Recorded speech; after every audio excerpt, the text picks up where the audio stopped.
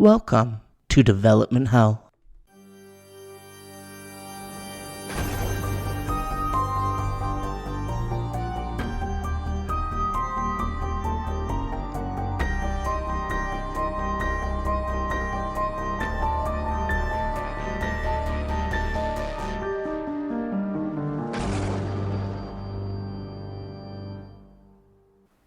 For every horror title to hit VOD, there are countless others that end up DOA. Development Hell is a podcast dedicated to unearthing these plagued horror productions to find out what went wrong and then decide if they still got a shot at the green light. I'm your host, Josh Korngut. I'm a filmmaker in Toronto, Canada, and I make very spooky movies. Just ask my mom. This podcast is brought to you by the Anatomy of a Scream Pod Squad. So today we're taking an itsy-bitsy detour out of the world of horror to talk about something a little bit more lighthearted. Yes, that is Beetlejuice Goes Hawaiian, the classic never-made horror-ish movie, Beetlejuice 2. Beetlejuice 2 has been in production for, yeah, you guessed it, ages and ages and ages, and is still kind of in production today. We're going to focus pretty heavily on the original concept for Beetlejuice 2, Beetlejuice Goes Hawaiian, but we're also going to give you some of the information of what's happening with the project now and where it could go in the future and, ultimately, is it going to get made? We are going to talk about the importance of the first film, that legacy of Beetlejuice. You want to hear it because it's very bizarro and wackadoodle and delightful. We're going to talk about the modern updates on the sequel. I'm talking about Winona Ryder saying all sorts of stuff to the media. That is not true. Winona, why are you giving us all of this hope and then just taking it away from us? It seems kind of rude. Obviously, we're going to talk about the original Beetlejuice Goes Hawaiian project, including a pretty detailed summary of the script, which I've gotten my hands on. I have become quite the sleuth. If you've been listening, you'll be so impressed that I'm able to just find all of these magical scripts that never got turned into movies from the weird 90s and 80s. Because yes, Reddit, yes, Google. We're also going to talk about the animated television series, which obviously you loved. The Broadway situation, which is messy but very interesting. We're going to end in some kind of dark, scary alley when we talk about Tim Burton's Lost Way. And we're going to discuss a little bit about the Jeffrey Jones issue of it all. Of course, we're going to end with, will it still happen? Okay, so let's start off with the legacy of Tim Burton's Beetlejuice. 1988, a year before I was born. Wowza, that's a long time ago now. We're edging towards the 35-year mark. So Tim Burton, everybody's favorite wacky uncle, was finally making his follow-up to his debut feature, Pee-wee, Pee-wee's Big Adventure. There was a big success off of that little tiny film, and he immediately started working with Warner Brothers on Batman. But Warner wasn't exactly ready to greenlight a humongous project like Batman right away, and so they just kind of tossed him a measly $15 million to make something. He was a little bit disappointed at the time, though, with the unoriginal scripts that were coming across his desk as an emerging filmmaker in Hollywood. One of these scripts that he got was allegedly Hot to Trot, a John Candy comedy about a horse who moonlights as an investment banker. Candy voicing the horse, obviously. Fred Cheney's going through hard times. Get him out of here, Osborne. I don't care what it takes. But he's about to get some badly needed help. Fred, we've got to talk. Straight from the horse's mouth. I have questions about the amount of cocaine people were on when they wrote that script, but it's not about judgment, it's about Beetlejuice. The original script for Beetlejuice was written by Michael McDowell, who wrote the Tim Burton directed episode of Alfred Hitchcock Presents The Jar. I suggest going to YouTube. It is there. Okay, so originally Beetlejuice, it was actually meant to be a little bit more violent, or a lot more violent, including a way more graphic car crash with the Gina Davis character actually crushing her arm. Yuck! Okay, so Tim Burton originally wanted Sammy Davis Jr. to play the role of Beetlejuice, which I can see, but also, there were a couple of alternative titles for this film. We had House Ghosts, snore. We had Anonymous Haunted House Story, 29480. And also Scared Sheetless, which is bad. Beetlejuice was originally meant to be a murderer and sex offender. I'm pretty sure he ended up still being a bit of a sex offender, and ultimately, yes, also a murderer, but let's keep going. There's also a weird commentary on suicide and relationships and death. What is this, the Virgin Suicides, is it? I'll watch that. So German Expressionism was a big inspo for the film's style. The Cabinet of Dr. Caligari being an immediate influence, and if someone said, Josh, wait, give me a German Expressionist film, I would say, oh, the Cabinet of Dr. Caligari. So I'm not exactly impressed, Mr. Burton. Just name me something I've never heard of before.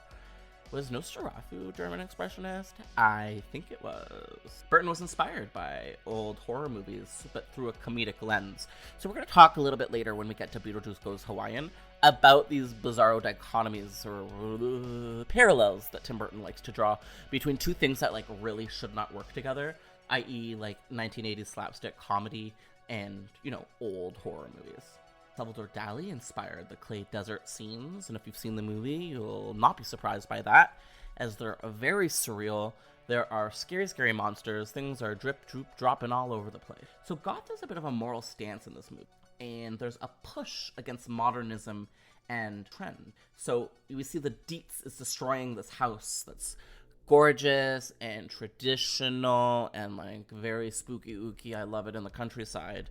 And then we have Catherine O'Hara being iconic, but coming in and being like, no, take away the tradition, take away the beauty. We're gonna make a grotesque modern structure out of this bullshit. And so in this movie we have, this constant battle between tradition and modern, and also like weird versus mainstream. So again, we're talking about the goth versus the mainstream. The Dietz are quick to capitalize on their house being haunted. We're gonna see this come up again in the sequel where they capitalize on the environment, but this time around it's on the ghosts in their house.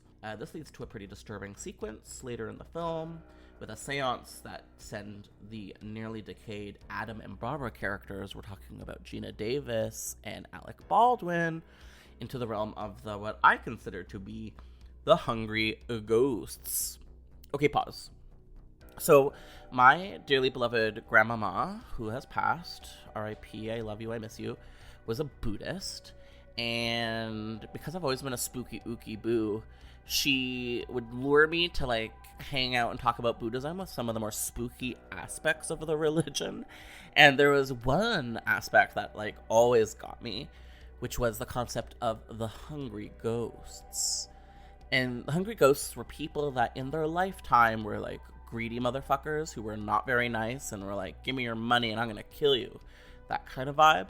And then in the afterworld, they have tiny little pinprick mouths, which is scary, and tiny little necks, but like huge bellies that are insatiable, and they can never feed themselves enough, and they're always in like constant hunger agony, which is very fucking scary. Come on, religion, why do you gotta play like that? Anyways, in Beetlejuice, there's something a little bit like this, where ghosts can die, and you see this like bizarro, horrifying, like hell world of dead ghosts just sort of floating through the ether, and you're like, no, we don't want that. Like, that is worse than death. That's death. Would love to see a movie about that. Where's that sequel, everyone? Listen to me for once. So talking a little bit more about the original Beetlejuice, Michael Keaton didn't really get Beetlejuice at first, but Tim Burton was avid and kept explaining, and eventually he was like, okay, fine, I'll fucking do it. The film actually went on to win an Oscar for Best Makeup, which for a genre or comedy is pretty fucking cool. Pauline Kael, everyone's favorite, not so nice, but incredible film critic, referred to the film as a comedy classic, while someone named Jonathan Rosenbaum of the Chicago Reader, never heard of her, felt Beetlejuice carried originality and creativity that did not exist in other movies. Okay, so we can't be mad at her. Not everybody loved it, but generally speaking, yes, we did, because it's a classique and it's the best movie ever made, and I love Beetlejuice, and that's why I'm forcing you to listen to this project on Beetlejuice 2. Before we jump straight into talking about Beetlejuice Goes Hawaiian, I kind of want to go non-linear. Before we jump directly into Beetlejuice Goes Hawaiian, I want to be super non-linear on you and talk a little bit about the more modern sequel that has been in the works over the last 10 years. In 2013, long ago already, Winona Ryder said, unquote, "I'm kind of sworn to secrecy, but it sounds like it might be happening." It's 27 years later, and all I have to say is I love Lydia Dietz so much. She was such a huge part of me, and I would be interested in what she was doing 27 years later. Okay, was that a good impression? I feel like it was spot on. Yes, Winona, we all agree. Okay, so Ryder later confirmed that she would only consider doing the sequel if Burton and Keaton were involved. See, this is already quit playing games with my heart, please. Anyways, 2014, Burton said, "It's a character that I love and miss working with Michael.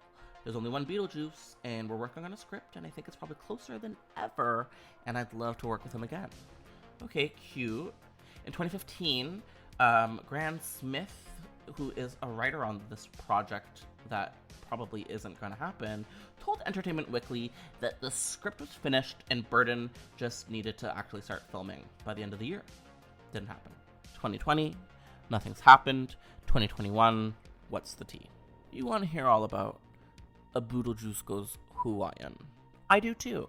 But before we get there, we need to build this house out of brick. We need to support ourselves with the history of everything that is Beetlejuice. So let's talk about the cartoon from the early 90s. ABC Saturday Morning Lineup. This Beetlejuice adaptation, 1990, super self-aware, super incredible. Tim Burton was the EP. Danny Elfman allowed his original score to be used and even composed new music for the project. The show ultimately won a Daytime Emmy, which is pretty fucking cool, airing on ABC. So this was a big deal for a Saturday morning cartoon. There were only 4 seasons, but the 4th and final season was 60 episodes long. What? Why? Can we talk about that? No. There's also, maybe you know this, maybe you don't, a musical of Beetlejuice that was actually fairly recently shut down. And not just because of COVID, but because people didn't pay to see it enough. So, the musical was commissioned by Warner Brothers in 2016 and was directed by Alex Timbers. Australian comedy musician Eddie Perfect wrote the music, and the book was written by Scott Brown and Anthony King. Alex Brightman took the starring role, and Sophia Ann Caruso played Lydia. So this production actually opened up in DC in 2018 before making its big move to Broadway the following year. Unfortunately, it was canned even before COVID, and when COVID came along, it shuttered the doors even quicker. But hold on. This is not Carrie the musical. This is not the biggest flop of all time. And there was some outcry because this musical had already become a cult favorite. It was nominated for literally every Tony imaginable, didn't win a single one of them, but it did happen to snag a Drama Desk Award for Best Set, which is kind of it's going to be staged again this year in South Korea. So hopefully they've got their COVID situation figured out by the time this opens up, because the world deserves Beetlejuice, the musical, I think. Haven't really listened to the music from it. Someone recently told me it was good. Sherwin, that's you. Are you listening? All right, we're here. We're queer, and we're going to steer the ship into Beetlejuice Goes Hawaiian. Cue the tropical music. After the events of the first film, the conceit was that the Dietz were going to move to a private island in Hawaii, and they were going to open up an exclusive resort. They were going to build a resort on this little island, Bing Bamboo. That's the general sort of logline. We'll get a little bit more into the summary later. So, Jonathon Jems, which is a great name, Daniel Waters, Pamela Griffin, and even Kevin Smith were all in contendants to write the script. Is contendants a word? I feel like it sounds like one. It's definitely not. So Kevin Smith actually went on record in 2005 saying something along the lines of, didn't we say all we needed to say after the first Beetlejuice? Like, do we really need to go tropical? Yes, buddy, we need to go tropical. What is this pretentious bullshit? You are fired. Let's let someone else write it. Ultimately, Jonathon Jems would go on to write the project. The cast and the crew were all set to actually join the project from the first movie. Everyone seemed really, really fucking invested in that first film. I really think everyone that made it loved making it and thought they made something really special. Let's be honest, they did. This is not, the average run-of-the-mill movie. This was something really unique and special and very imaginative. And I think all these big Hollywood names, who maybe even became big names sort of before and after this production, sort of had a special place in their heart for this little movie. And I am talking about Michael Keaton. And I am talking about Winona Ryder. And I am talking about Tim Burton. Okay, so the cast were all in line to return under the one condition that Tim Burton would return to direct. Spaghetti-o, because unfortunately, Batman Returns was a bigger priority for Warner Bros. First Batman that Tim Burton made, incredible, was a big success, and he was contractually obliged to make the sequel, which ultimately is a bigger movie, and I think he probably wanted to make that more than Beetlejuice 2. And then because of that shuffle, it kind of just never got made after that. Beetlejuice was set to save the day by riding a surfboard. Now I know what you want. I know what you need. You're never going to get to see it. It's never going to get made. Okay, maybe it will, but probably not. And if it does, this Beetlejuice Goes Hawaiian bullshit is not coming your way. But don't cry. Calm down. If you need to pull the car over, you do that because safety comes first. I have good news. I read the script. Yes. I went into the depths of Google, second link after typing in Beetlejuice Goes Hawaiian script, found it, read it. So now, you don't need to see it. Now you can think, oh, Josh is gonna fucking give me a summary, I'll see it in my mind, it'll be beautiful. It's like going to the theaters in a time where none of us can go to theaters because it's a pandemic apocalypse. Alright, so Beetlejuice Goes Hawaiian, summary of a script by Jonathon Jems, Gems. God damn, that's a good name. Do you think that's his real name? I would be surprised.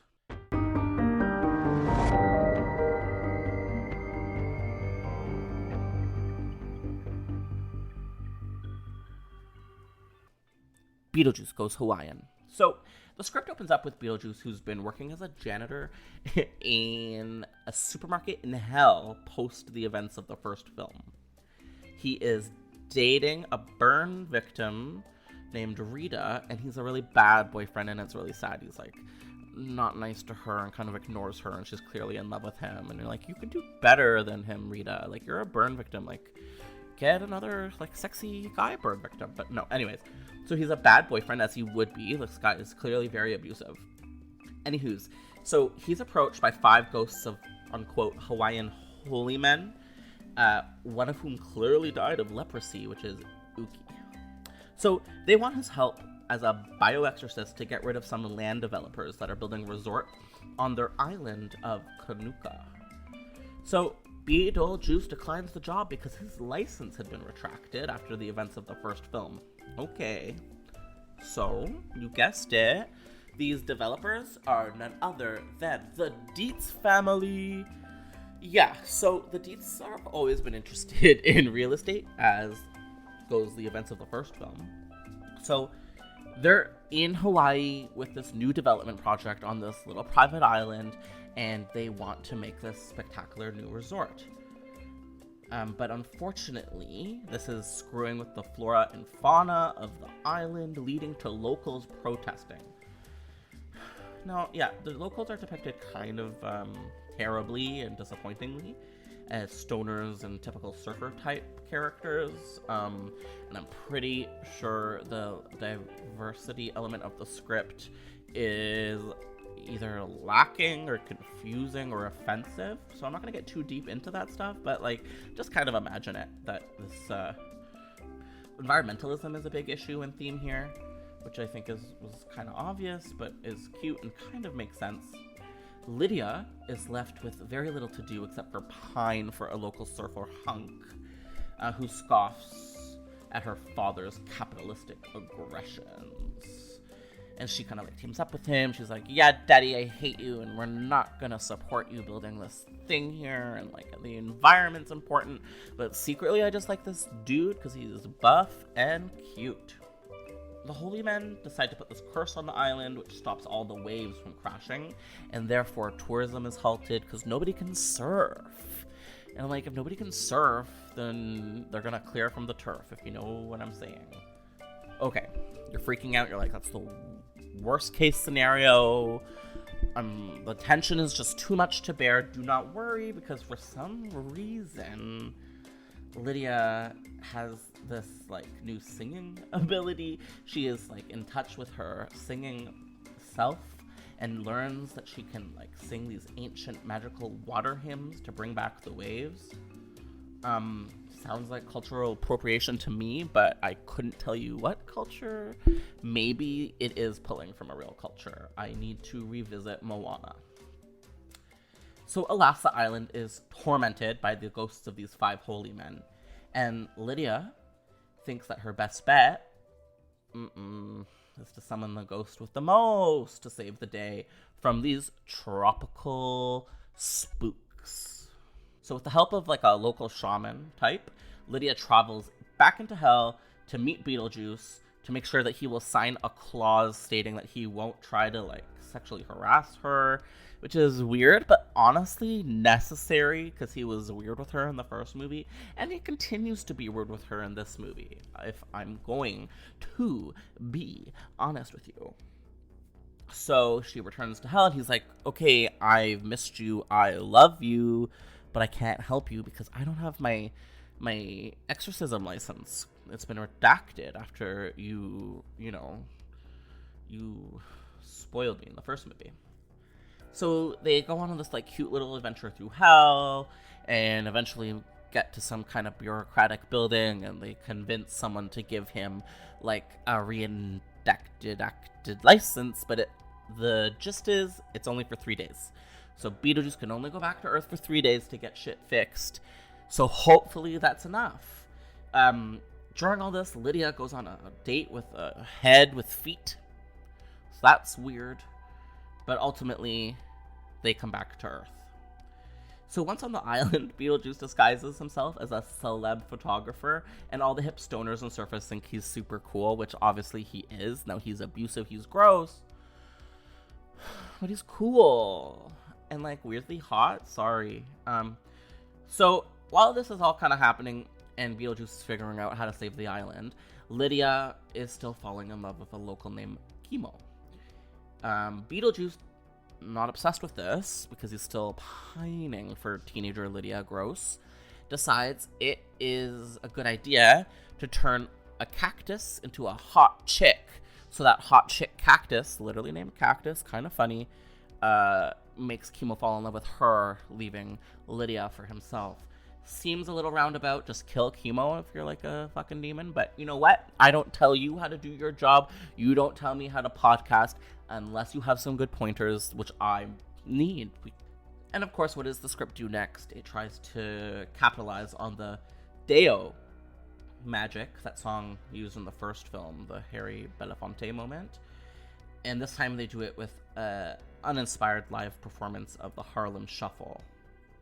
Beetlejuice then slips Lydia a love potion, aka date rape drugs, before saving the hotel by winning over the holy men in a supernatural surfing contest, which he wins obviously in a breeze.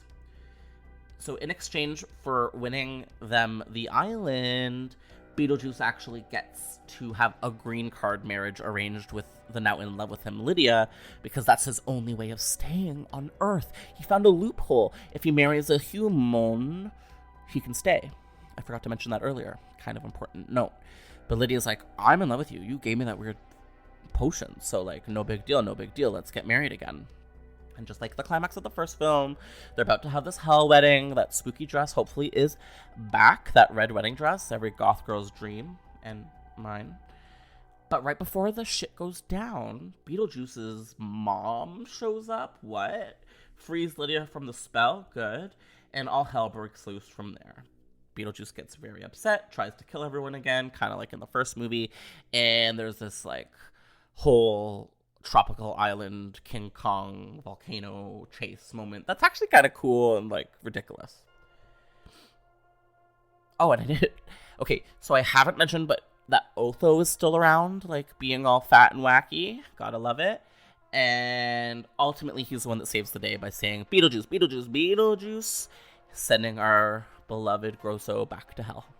Back in hell for our tag, Beetlejuice accidentally doses himself with his own love potion and falls in love with the girlfriend, aka burn victim Rita, who still pines for him. So it's kind of like a happy ending for everyone, especially Rita, I guess, except she's now in a committed relationship with Beetlejuice. Gross. Actually, not gross, I'm jealous. And it ends with Beetlejuice singing the Harlem Shuffle again in a nightclub in hell. Yeah, when I was reading the script, I was like, what is this bizarre not goodness? But now that I'm reading it back, I'm thinking, I want to see it.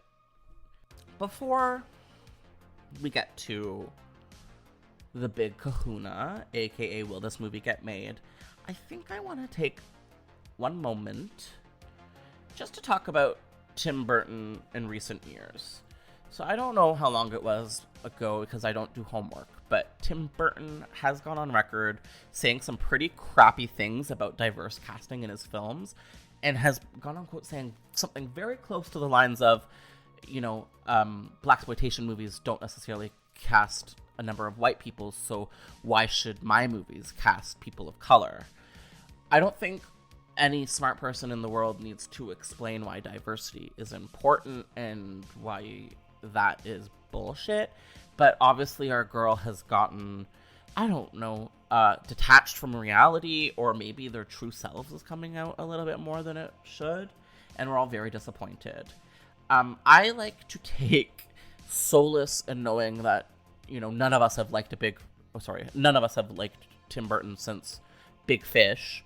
And so hopefully at that time he was less horrifying and we can just enjoy him from, you know, 1987 to 2003. And anything after that, erased, gone, goodbye.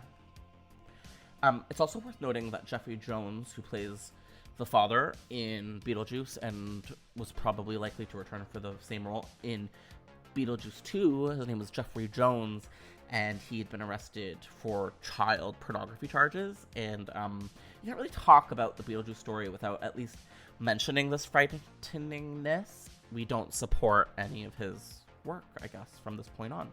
So, will Beetlejuice 2 ever get made? Yeah, I think it will. It's clear that the Beetlejuice franchise is not kaput. We have this Warner Brothers produced musical that is still making the rounds all around the world, even in a pandemic. And we still have the main cast and crew occasionally popping up, like Gophers saying that it's gonna happen. So I think it's probably just about timing and getting a good script. But ultimately, if Tim Burton makes it, you know it's not gonna be good. It's gonna be covered in CGI, and the story's not going to make sense, and it's just going to be a bunch of pale people kind of stroking each other's egos. That Peculiar Children movie, it was bad. All the movies that he's made since 2003 were bad. Fight me.